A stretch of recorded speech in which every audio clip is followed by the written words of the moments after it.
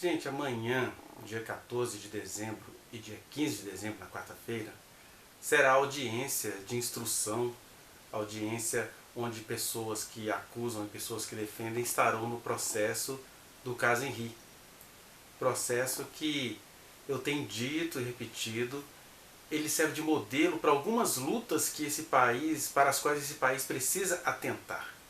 A primeira é essa questão, mulheres envolvidas em processos onde supostamente elas tenham cometido crimes junto com o homem, elas precisariam ser processadas em separado.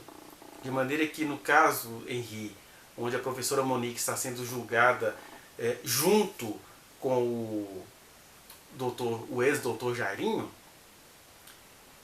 fica uma coisa discrepante porque a tendência do público é ficar fixado na mulher que já carrega preconceitos sobre elas que datam de milênios, né, onde a sexualidade da mulher é criminalizada, a beleza da mulher é criminalizada, os atos da mulher são criminalizados, e aí o público fica concentrado em achar culpa na mulher, conforme eu já tenho dito em outros vídeos.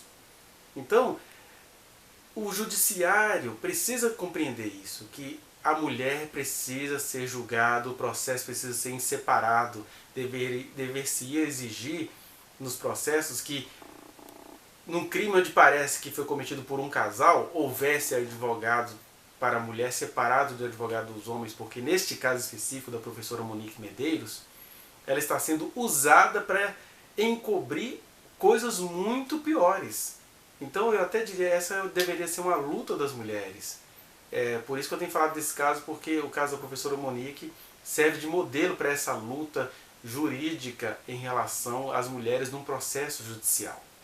Uma coisa que críticos têm enfatizado, que eu vou até colocar no final deste vídeo a fala de um advogado, até por que não dizer de um jurista, que eles acham estranho, no caso do processo que envolve a professora Monique, eles não deixarem na falar, porque a Monique, por exemplo, provavelmente não vai falar nem amanhã nem quarta-feira, ela vai falar uma hora, mas assim, enquanto ela não pode falar, a difamação é diuturna, é o dia todo, é a noite toda, são canais de TV pago, acabaram de lançar um livro e entrevistaram a juíza do caso, quer dizer, a coisa está horrível.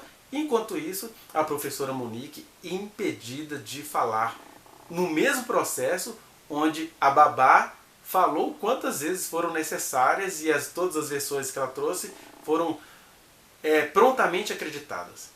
E a professora Monique está pagando caro porque ela estava no local entorpecida, né? E aí o delegado preferiu não deixá-la falar, indicando que outros poderes, outras coisas superiores estão mandando nesse projeto, ou nesse processo. E aí a gente precisa se perguntar, por que não querem deixar essa professora falar, sendo que o passado dela não a condena, o passado dela é de uma mãe amorosa. Quem tem o perfil da professora Monique vai ver qual era a relação dela com o filho dela, com muitas gravações, com muitas fotos, com muitas mensagens, com reações espontâneas do menino em relação a essa mãe, que era uma mãe maravilhosa. E aí as pessoas estão preferindo condenar essa mulher, por quê? Porque ela estava no local onde o crime aconteceu, onde o menino morreu de maneira trágica.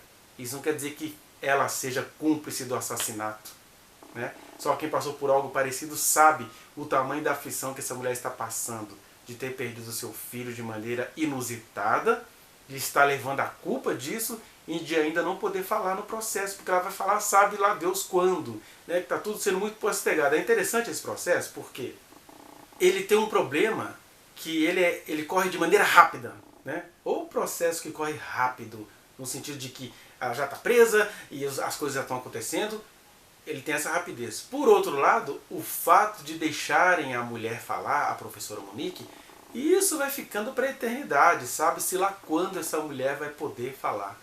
E isso deveria acender um sinalzinho de alerta na minha consciência e na sua, né?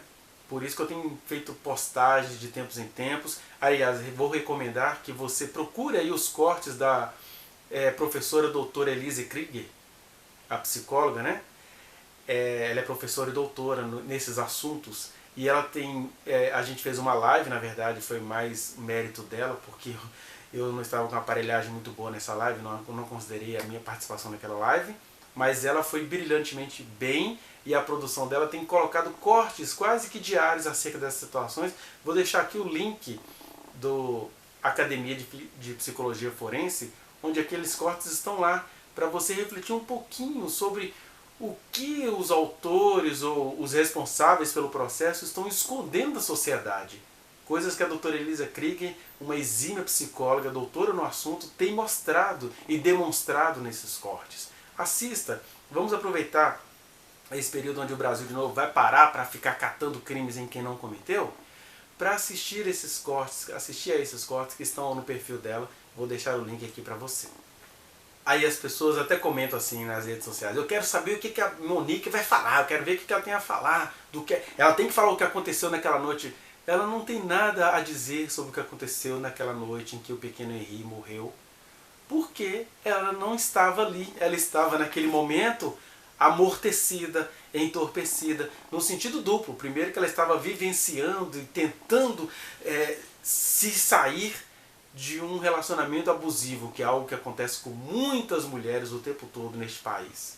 Segundo, que o abusador do relacionamento tinha por costume entorpecê-la, e ele planejou e fez tudo, ao que tudo indica. Porque eu falo que tudo indica porque as pessoas têm receio de apontar o Jairo como uma figura extremamente suspeita, mas ele é uma figura extremamente suspeita, ao contrário da professora Monique. Porque a professora Monique tem um passado maravilhoso em relação ao filho dela, em relação à mulher que ela é, em relação ao caráter dela. Já o vereador Jair Inho, ele simplesmente tem um passado de violências contra crianças, de quebrar bacia de criança, de ser lesivo com as crianças, coisas que a professora Monique não sabia. E o grande público que está sabendo agora, enquanto ela está na cadeia, fica julgando-a por isso, né? Então ela estava duplamente entorpecida. E quem passou por uma situação dessa deveria ter empatia por essa mulher, porque entender o caso em que a professora Monique está enterrada, está sendo abafada nesse caso, é entender o drama das mulheres neste país que estão o tempo todo desqualificadas, abafadas, banalizadas pelo poder público, né? E a gente não tem de ter receio de questionar esse poder público, porque somos nós quem lhes pagamos os salários, a vida nababesca que muitos deles levam, né? Somos nós quem pagamos homens para serem misóginos no processo. A gente tem de questionar. Então, fique aí com a palavra do, digamos assim, jurista, na verdade, advogado, para você entender quem é canalha nesse processo que a gente vai ter amanhã e quarta-feira as audiências, mais audiências, onde a Monique muito provavelmente ainda não vai poder falar. Esse delegado, para mim, é um irresponsável. No mínimo, ele não é diligente, porque um delegado diligente, ele vai concluir o relatório somente após e até por respeito à defesa, a nova defesa da Monique, que são os 3 advogados, eles mereciam ser respeitados pelo delegado. Não houve respeito, não houve ética profissional do delegado. E não ouvia a Monique, por mais que ele não acolhesse os argumentos novos dela, não foi real. Então eu penso que não aceitar o novo pedido de declaração foi um desrespeito, inclusive, aos próprios advogados. Embora ele não esteja obrigado, é uma questão de ética profissional. Colha o depoimento, doutor, tem uma nova versão, tem nova realidade que pode mudar, inclusive, a sua visão do que está acontecendo. Depois você leva para o Ministério Público, deixa o Ministério Público, deixa o juiz tentar buscar o que eles entendem que é o ideal. Mas não. O delegado disse que não, que ele já tinha ouvido, ela já teve a oportunidade dela. Eu já vi pessoas dando 8 declarações numa mesma investigação. Parece que é loucura, mas não é. Por quê? Porque vai surgindo testemunhas novas, vai surgindo fatos novos, e o delegado chama de novo para ouvir. Às vezes até isso gera o que a gente chama de acariação, colocar 2 pessoas de frente uma com a outra para uma tentar desdizer o que disse, entendeu? Agora, nesse caso especificamente, não convinha para o delegado, porque ele precisava dizer que houve uma omissão da mãe e que a mãe iria trazer fatos que talvez essa omissão fosse aniquilada. Se você acha que esse vídeo é útil, dê o seu like, compartilhe, espalhe. A gente precisa despertar a nossa consciência para essa situação, que não é de uma professora específica. Ela é uma situação simbólica do que muitas outras mulheres vivenciam neste país. É uma situação modelo. Eu agradeço muito as intervenções da professora doutora Elisa Krieger nesse sentido. Tem sido uma voz solitária, mas uma voz potente em relação a isso. Então compartilhe este vídeo, inscreva-se neste canal e aperte o sininho para você receber as notificações, que eu tenho aqui também, vou deixar aqui o link em uma playlist onde eu tenho de tempos em tempos postado novos vídeos e cortes de vídeos antigos para enfatizar questões nesse processo do caso Henri, né? Porque o menino foi brutalmente assassinado de maneira sórdida, mas agora tem pessoas se utilizando da memória desse menino para ficar agora cometendo um outro assassinato sórdido, cotidiano, contra uma professora que é inocente nessa situação toda.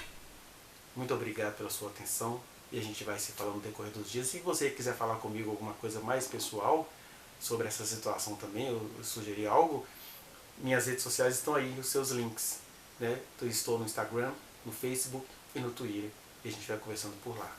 Muito obrigado.